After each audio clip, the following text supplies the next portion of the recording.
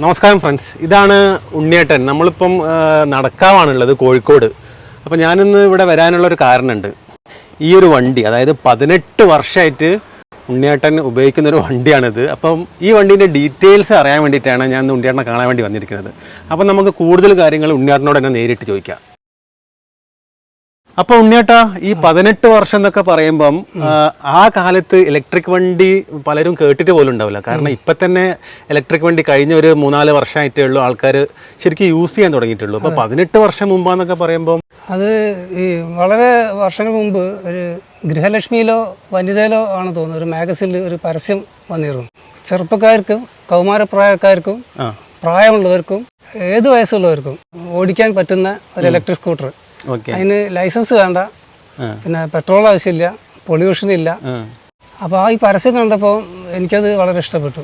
ഞാൻ പൊതുവെ ടെക്നോളജിയോടൊക്കെ താല്പര്യമുള്ള ഒരാളാണ്. അപ്പോൾ സ്കൂട്ടർ അല്ലെങ്കിൽ 2 വീലർ ഒന്നും വേണ്ടെന്നുള്ളൊരു ആഗ്രഹമുള്ള ഒരാളാണ് ഞാൻ പൊതുവെ. കാരണം നടക്കാനാണ് എനിക്കിഷ്ടം. പിന്നെ പർച്ചേസിങ്ങിനൊക്കെ പോകുന്ന സമയത്ത് നമ്മൾ ഓട്ടോറിക്ഷ വിളിക്കും, സാധനങ്ങളൊക്കെ ഉണ്ടാവും. അപ്പോൾ ഈ സാധനങ്ങൾ തൂക്കിയിട്ട് നമ്മൾ ഓട്ടോറിക്ഷയ്ക്ക് എത്തിക്കണം. അപ്പോൾ എനിക്ക് ഒരിക്കലും ടെന്നീസ് എൽബോ വന്ന സമയത്ത് ഇത് തൂക്കി കൊണ്ടുപോകാൻ ബുദ്ധിമുട്ടായി. പിന്നെ ഓട്ടോറിക്ഷ ഷോപ്പ് വരെ വരില്ല. അങ്ങനെ നിൽക്കുമ്പോഴാണ് ഈ പരസ്യം കണ്ടത്. പരസ്യം കണ്ടപ്പോൾ അതിനെക്കുറിച്ച് അന്വേഷിച്ചപ്പോൾ നടക്കാവിൽ ഈ ഇലക്ട്രിക് സ്കൂട്ടറിൻ്റെ ഒരു ഷോപ്പ് തുടങ്ങിയിട്ടുണ്ട് പറഞ്ഞു. എനിക്ക് ലൈസൻസ് ഇല്ല, 2 വീലറിന് ലൈസൻസ് ഇല്ല. ഇത് ലൈസൻസ് ഇല്ലാത്തവർക്ക് ഓടിക്കാവുന്നതാണല്ലോ പരസ്യം വന്നത്.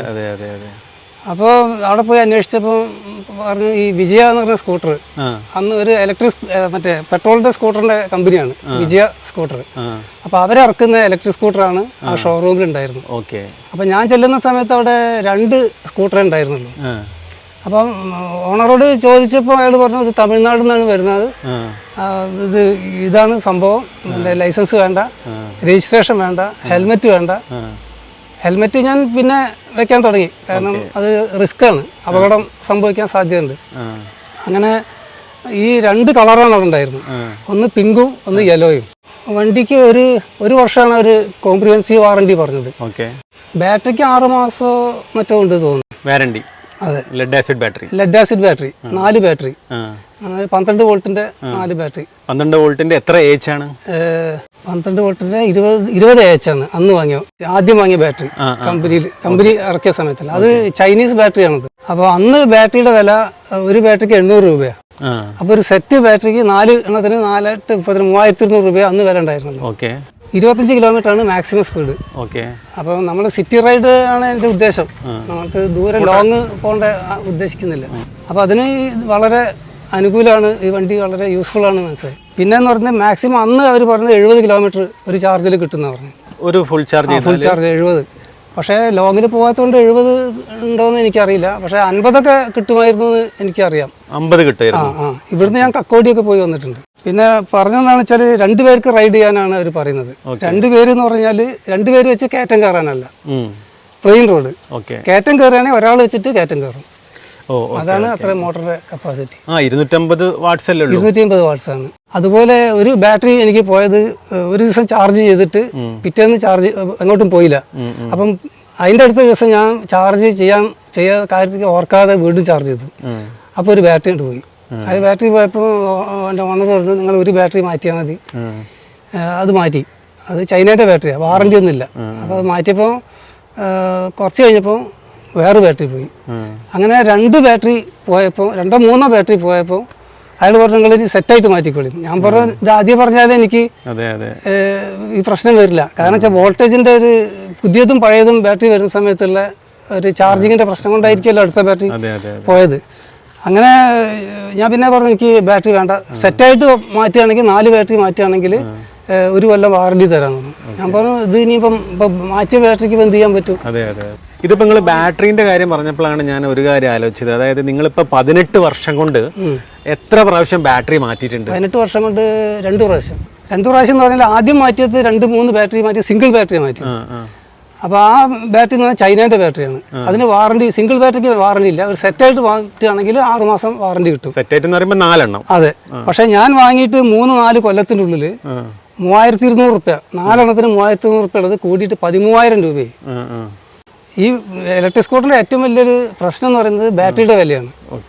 ബാറ്ററിയുടെ വില 10,000 താഴെ വരണം, എന്നാലേ സാധാരണക്കാരന് ഇത് ഗുണം ചെയ്യുള്ളൂ. അതെ. അതേപോലെ ഉണ്ണിയേട്ട ഇതിന്റെ സ്പീഡോമീറ്ററും കാര്യങ്ങളൊക്കെ വർക്ക് ചെയ്യുന്നുണ്ടോ? ഓഡോമീറ്റർ? ഓഡോമീറ്റർ ഇല്ല. ഇല്ല. എത്ര കിലോമീറ്റർ ഓടിയെന്ന് അറിയാൻ പറ്റില്ല അല്ലേ? അപ്പൊ ഏകദേശം ഈ 18 വർഷം കൊണ്ട് എത്ര കിലോമീറ്റർ ഓടിയെന്ന് വെച്ചിട്ടുണ്ടെങ്കിൽ ഏകദേശം ഒരു ഐഡിയ കിട്ടുമോ? കിലോമീറ്ററിന്റെ കാര്യം പറയുകയാണെങ്കിൽ ഞാനൊരു ദിവസം 5-6 കിലോമീറ്ററൊക്കെ ഓടിക്കാറുണ്ട് ആവറേജ്. അത്രയും ഓടാറുണ്ട്? അത്രയും ഓടാറുണ്ട്. ഓക്കെ, നമുക്ക് 5 കിലോമീറ്റർ ഒരു ആവറേജ് വെച്ച് എടുക്കുകയാണെങ്കിൽ നമ്മളൊരു 18 വർഷത്തേക്ക് കാൽക്കുലേറ്റ് ചെയ്യുകയാണെങ്കിൽ ഏകദേശം എനിക്ക് തോന്നുന്നില്ലേ 10-30,000 കിലോമീറ്ററിന്റെ അടുത്ത് വരും തോന്നുന്നില്ലേ? 30,000 താഴെ, 50 താഴെ അത്രയും ഓടിയിട്ടുണ്ടാവും. അതെ. പക്ഷെ ഞാൻ ഇതിന്റെ വില മൂല്യം കാണുന്നത് എത്ര കിലോമീറ്റർ ഓടി എന്നുള്ളതല്ല, നമ്മളുടെ ആവശ്യങ്ങള്. ഇപ്പൊ പെട്ടെന്ന് ഒരു ഓട്ടോറിക്ഷ വിളിക്കണമെങ്കിൽ നമുക്ക് ഓട്ടോറിക്ഷ കിട്ടൂല, അപ്പോൾ അതിനായിട്ട് നമ്മൾ മെയിൻ റോഡ് വരെ പോകണം. പിന്നെ പെട്രോൾ വണ്ടിയാണെങ്കിൽ പെട്രോൾ തീർന്ന പെട്രോൾ അടിക്കാൻ പോകണം. പിന്നെ അങ്ങോട്ട് ഒരു 50 റുപ്യ, ഇങ്ങോട്ട് 50 റുപ്യ, 100 റുപ്യ കൊടുക്കണം. പിന്നെ പ്രത്യേകിച്ച് പർച്ചേസിങ്ങിന്, പിന്നെ ഓഫീസിലേക്ക് പോകാൻ. ഞാൻ മറ്റേ ഒരു സർക്കാർ ഉദ്യോഗസ്ഥനായിരുന്നു, ഇപ്പോൾ പെൻഷനായി. ഇപ്പോഴും വണ്ടി ഉപയോഗിക്കാൻ പറ്റുന്നുണ്ട് ഓഫീസിൽ പോകുമ്പോഴും, അതുപോലെ പർച്ചേസിങ്ങിന്. കാര്യമായിട്ട് നമ്മൾ പർച്ചേസിങ് പോകാനും അതുപോലെ ചെറിയ ചെറിയ ഷോപ്പിങ്ങിന് അവിടെ ഇവിടെയൊക്കെ പോകാനൊക്കെ അതാണ് ഇതിന്റെ മൂല്യം. ഈ 25 കിലോമീറ്റർ സ്പീഡിന്റെ കാര്യം പറഞ്ഞപ്പോഴാണ് ഞാൻ ഓർത്തത്, പല വണ്ടികളും പല കമ്പനികളും അതിനെക്കാട്ടും കൂടുതൽ സ്പീഡിൽ വിറ്റിട്ട് അപകടങ്ങൾ വരുത്തിയെടുക്കുന്നുണ്ട് അല്ലേ? പക്ഷെ ഇതിൽ അങ്ങനെ ഇല്ലാന്ന് തോന്നുന്നില്ല. ഇതിന് 25 മാക്സിമം 26 കിട്ടുമായിരിക്കും ചിലപ്പോൾ. ഗ്രീൻ എന്ന് പറഞ്ഞിട്ട് ഇലക്ട്രിക് സ്കൂട്ടർ ഇറങ്ങിയിരുന്നു, ഗ്രീൻ എന്ന് പറഞ്ഞിട്ട്. അതിന് അവർ 45 വരെ കിട്ടുമെന്നാണ് പറയുന്നത്. പക്ഷേ അന്ന് ഈ ലൈസൻസ് ആവശ്യമില്ല. എന്തുകൊണ്ടാണ് ലൈസൻസ് ആവശ്യമില്ലാത്തതെന്ന് പറഞ്ഞാൽ 25 കിലോമീറ്റർ ലിമിറ്റേഷൻ ആയതുകൊണ്ടാണ്, സേഫ്റ്റി കണക്കാക്കിയിട്ടാണ് അവർ പറയുന്നത്. പക്ഷേ വാങ്ങുന്നവർ ചിലവർക്ക് എന്താ വെച്ചാൽ ഇത് ദൂരം സ്പീഡില്ലല്ലോ എന്നുള്ള പരാതി കൊണ്ടായിരിക്കാം അവർ ഈ ഇതിനെ ലംഘിച്ചിട്ട് 35-45 വരെ കിട്ടുന്നുണ്ട് പറഞ്ഞിട്ട് ഗ്രീൻ വണ്ടി. അതിന് ഒരു പ്രത്യേക മോട്ടറും ഉണ്ട്, കാരണം കയറ്റം കയറാനൊക്കെ വേണ്ടിയിട്ട്. ഇതിന്റെ ഹബ് മോട്ടർ അല്ലേ? Hub motor. പലരും ഹബ് മോട്ടറിനെ പറ്റിയിട്ട് ഒരുപാട് നെഗറ്റീവ്സ് പറയുന്നുണ്ടെങ്കിലും കഴിഞ്ഞ മാസത്തെ സെയിൽസ് റിപ്പോർട്ട് എടുത്തു നോക്കിയപ്പോൾ നമ്പർ 1 TVS iQube ആണ്. TVS iQube ഹബ് മോട്ടറാണ്. ഏറ്റവും കൂടുതൽ ഇന്ത്യയിൽ വിറ്റ വണ്ടി ഏപ്രില് TVS iQube ആണ്. ആൾക്കാർ കൂടുതൽ വാങ്ങുന്നത് ഹബ് മോട്ടറുള്ള വണ്ടിയാണ് കഴിഞ്ഞ മാസം. ബെൽറ്റ് അല്ല, അതാണ് റിപ്പോർട്ട് സൂചിപ്പിക്കുന്നത്. മാത്രമല്ല ബെൽറ്റും അതുപോലെ കൂടുതൽ ആക്സസറി വരുന്നതോറും കൂടുതൽ ലാഭമാണ് അവർക്ക്, കൂടുതൽ സെയിൽസ് നടക്കും. ഇത് ബെൽറ്റ് വേണ്ട, ബെൽറ്റ് തേയ്മാനോ ബെൽറ്റിന്റെ പ്രശ്നമോ വരുന്നില്ല. പിന്നെന്ന് പറയുന്നത് ഇത് ഫൈബർ ബോഡിയാണ്. ആക്ച്വലി ഈ ഇലക്ട്രിക് സ്കൂട്ടറിന്റെ വില വളരെയധികം കുറയേണ്ടതാണ്. ഒരു 50,000 താഴെ ഈ എന്ന് പറഞ്ഞാൽ ലൈസൻസ് ഇല്ലാത്ത മോഡലൊക്കെ ശരിക്കും 50,000 താഴെ വരേണ്ടതാണ്. ഇത് അത് ലെഡ് ആസിഡ് ആണെങ്കിൽ ചിലപ്പോൾ അതിലും കുറയാം. ഇപ്പം ലിഥിയം അയോൺ എന്ന് പറയുന്നത് എൻ്റെ അഭിപ്രായത്തിൽ പരമാവധി 60 അല്ല 50-ൻ്റെ ഉള്ളിൽ തന്നെ കൊടുക്കാൻ പറ്റും ഫൈബർ ബോഡി ആണെങ്കിൽ. ഫൈബർ ബോഡിയുടെ കുഴപ്പം എന്താ വെച്ചാൽ ഒരു ആക്സിഡൻറ്റോ എന്തെങ്കിലും തട്ടി മുട്ടി ഇതൊക്കെ പൊട്ടിക്കഴിഞ്ഞാൽ ഈ സാധനം തന്നെ ചിലപ്പോൾ കിട്ടില്ല. എൻ്റെ വണ്ടിയുടെ ടയർ പോലും കിട്ടാനില്ല ഇപ്പം, കാരണം ഇത് 16 ഇഞ്ചാണ്, വലിയ ടയർ 16-300. അപ്പോൾ ഇത് ടയർ തേയ്മാനം വന്ന സമയത്ത് അത് ഞാൻ ഫ്ലിപ്കാർട്ടിൽ നിന്ന് വരുത്തിക്കുകയാണ് ചെയ്തത്, റാൽക്കോയുടെ. അത് നല്ല ഇതാണ് പറഞ്ഞു, ബാക്കത്തെ കുറച്ചും കൂടെ ഓടും എന്നിട്ട് മാറ്റിയാൽ മതി എന്ന് പറഞ്ഞു. അതേപോലെ ഉണ്ണേട്ടാ, എനിക്ക് തോന്നുന്നത് പഴയ വണ്ടികൾക്ക് ഇപ്പോഴത്തെ വണ്ടികളെ അപേക്ഷിച്ചിട്ട് ഇതിന്റെ ഇതില്ലേ സസ്പെൻഷൻ, സാധാരണ ഇപ്പോഴത്തെ വണ്ടികൾക്ക് ബാക്കിൽ സ്പ്രിംഗ് കോയിലും മുമ്പിൽ ടെലിസ്കോപ്പിക്കുമാണ്. ഇതിന്റെ ഫ്രണ്ടില് അല്ലേ സ്പ്രിംഗ് ആണ് കാണുന്നത്, പക്ഷെ ബാക്കിൽ അപ്സൈഡ് ഡൗൺ ആണ് കേട്ടോ. ഇതിൽ ബൂട്ട് സ്പേസ് ഇതിപ്പോ എന്താ വെച്ചാല് നമ്മളെ ടൗണിൽ പോവുക പർച്ചേസ് ചെയ്യാ സാധനം, അപ്പൊ ഇവിടെ സഞ്ചി ഇതൊക്കെ വെക്കാം, ഇവിടെ അത്യാവശ്യം സാധനം വെക്കാം. ഹെൽമെറ്റ് ഞാൻ ഇവിടെ തൂക്കിയിടും. അതേപോലെ ഇതിന്റെ ബാറ്ററി എവിടെയാ കൊടുത്തിരിക്കുന്നത് ഉണ്ണേട്ടാ? ബാറ്ററി ഫ്രണ്ടില് ഈ ചവിട്ടീൻ്റെ അടിക്കുന്നത്. ഇവിടെയാണോ? ഇത് കാണാൻ പറ്റുമോ? റിമൂവ് ചെയ്യാൻ പറ്റുമോ? നോക്കട്ടെ ചിലപ്പം.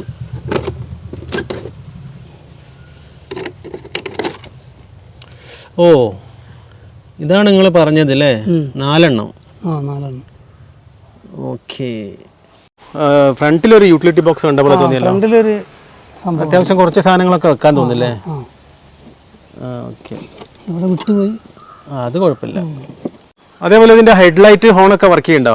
ഹെഡ്ലൈറ്റ് വർക്ക് ചെയ്തിരുന്നു, കുറെ കാലമായിട്ട് വർക്ക് ചെയ്തിട്ടുണ്ട്. പിന്നെ ഞാൻ രാത്രി എടുക്കാറില്ല. അപ്പൊ ഈ ബൾബ്, ഇതിന്റെ ബൾബ് എന്ന് പറഞ്ഞാൽ LED അല്ല, ഹാലജൻ ബൾബാണ്. ഇതിപ്പോ കത്തുന്നില്ലല്ലേ? ഇപ്പൊ കത്തുന്നില്ല, കുറച്ചായിട്ട് ഹോണൊക്കെ അടിക്കും. അതേപോലെ തന്നെ ഇൻഡിക്കേറ്റർ ഒക്കെ ഇല്ല, ലൈറ്റിംഗ് പോയി തോന്നില്ലേ? ഇൻഡിക്കേറ്റർ കിട്ടും. അപ്പൊ ഉണ്ണിയേട്ടാ പറഞ്ഞു കേട്ടിടത്തോളം നിങ്ങൾ ഈ വണ്ടിന്റെ കാര്യത്തിൽ ഹാപ്പിയാണ് അല്ലേ? അതെ, വളരെയധികം ഹാപ്പിയാണ്. അപ്പോൾ ഒരു പുതിയ വണ്ടി എപ്പോഴാണ് എടുക്കുന്നത്? പുതിയ വണ്ടി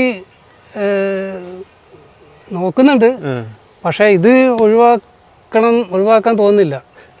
ബാറ്ററി മാറ്റിയാലും ഒഴിവാക്കണ്ട, ഉപയോഗിക്കാം.